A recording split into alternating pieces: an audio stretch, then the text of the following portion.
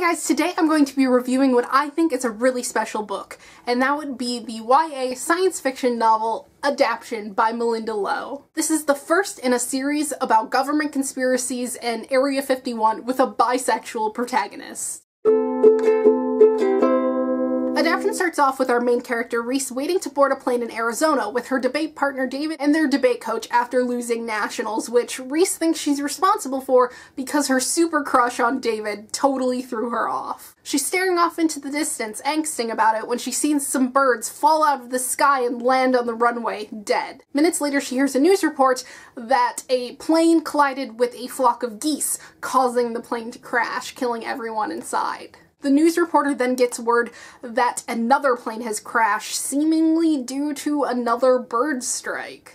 After 3 deadly crashes, the government issues a flight ban, causing Reese and David and their coach to then rent a car to try to get back to San Francisco on their own. However, it seems like everyone else had that idea too, because the roads are crowded, traffic's crazy, some of the roads are blocked, none of their cell phones are working, and the radio doesn't seem to be working either. Something spoilery happens, and then they crash their car because a bird flies into their headlights. Reese wakes up in a hospital. She was told that she was hurt in the crash and that the people in the hospital saved her, and that she was in a medically induced coma for almost a month.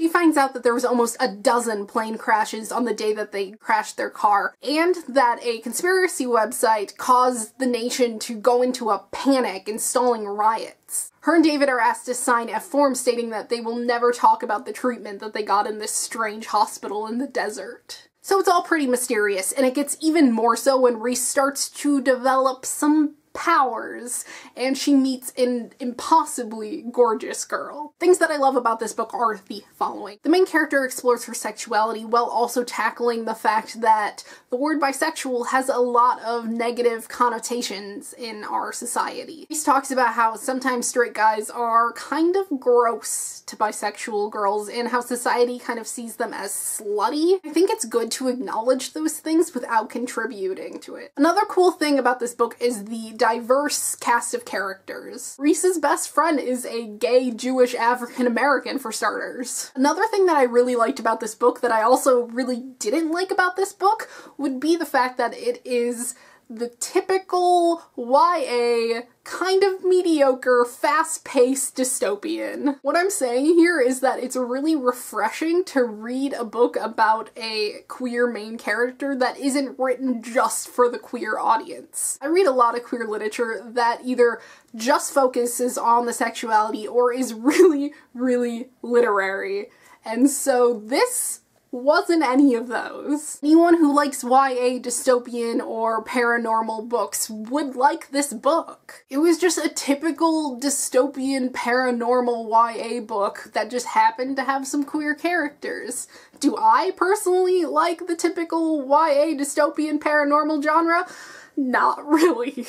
Another thing that disappointed me was the bland main character who didn't seem to have any personality besides crushing on people and what happened to her in the desert. She's either thinking about kissing someone or freaking out about the weird dreams she's been having or the weird things she's sensing. I guess it kind of goes hand in hand with the whole typical YA paranormal romance thing where the audience can then imprint themselves onto the main character and pretend it's a book about them. But I don't want to read about me.